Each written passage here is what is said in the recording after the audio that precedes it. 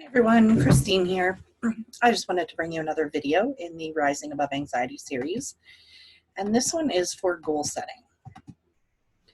So goal setting is an important step in learning to manage your anxiety. However, when we're struggling with anxiety or panic, even the smallest goal can seem unsurmountable. By breaking things down into smaller pieces, your goals are much easier to achieve. Goal setting can help you identify what you want to achieve and the steps you need to get there.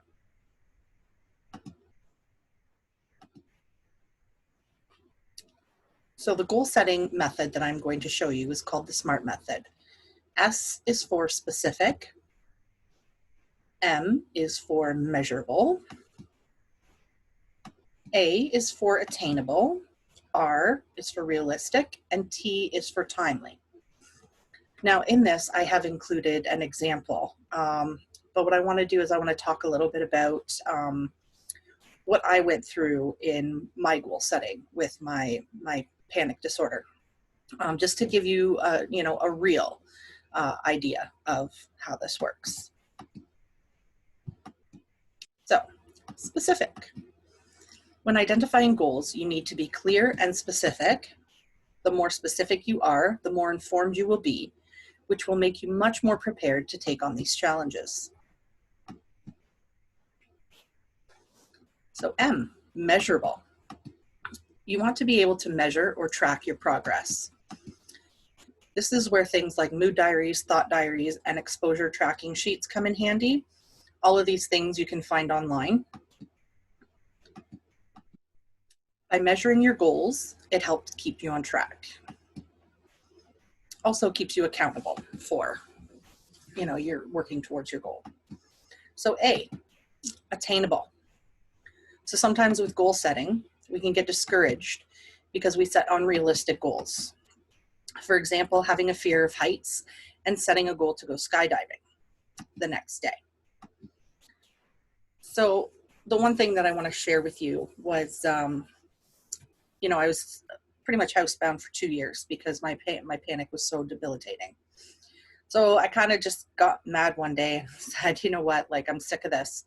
And so I decided that I was going to drive to Tim Hortons, which was about 3 blocks away from my house. So I get in the car and I make it a block and just completely panic, have to turn around and go home. And I felt like such a complete failure. I was so mad at myself and so down on myself. And I went and I saw my case manager the next day and told them what had happened. And they really put it into perspective for me because they said, so what did you do the day before? And I said, well, nothing. So they said, so you mean to tell me that, you got up, you got dressed, you got in the car, and you drove a block, and that's a failure? So it really made me question, and also made me realize that it needs to be broken down into baby steps. And something that I say to some people is sometimes baby steps is too much. Sometimes you need newborn steps. As long as you keep moving forward, that's okay. So you need to be realistic. You have to believe that you can accomplish this goal within the time frame, which is on the next slide. I'll tell you about that you have given yourself. The previous example of being afraid of heights and going skydiving the next day is not very realistic. So the example that I give you about myself, although it seems, realistic enough, because it's only 3 blocks, right? Well, you've gone almost 2 years without driving. So, breaking it down, maybe if I had just got in the car and got familiar with the car again, and then the next day, put it in gear. And so that's what I mean by breaking it down into baby steps. So even though my goal did not seem that big, it really was for where I was at that point in my life.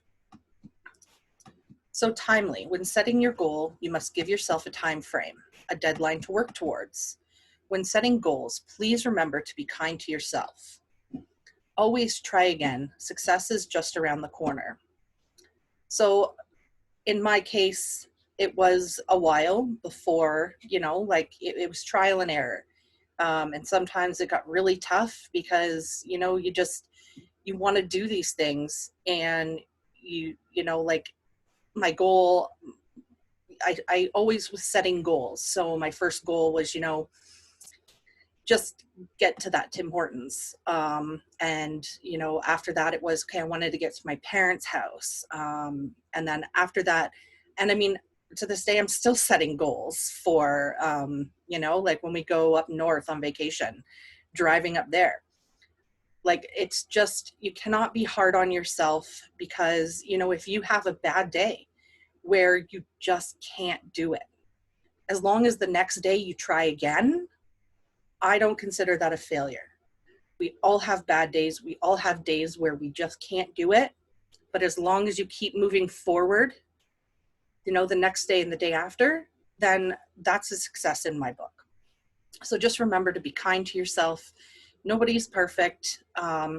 Just work towards these goals and just be gentle. So thank you for watching. I hope everybody liked this video. Stay tuned for more videos in the Rising Above Anxiety series. If you have any questions, you can contact me at 519-539-8055, extension 265, or Christine Smith at cmhaoxford.on.ca. Thank you, everybody.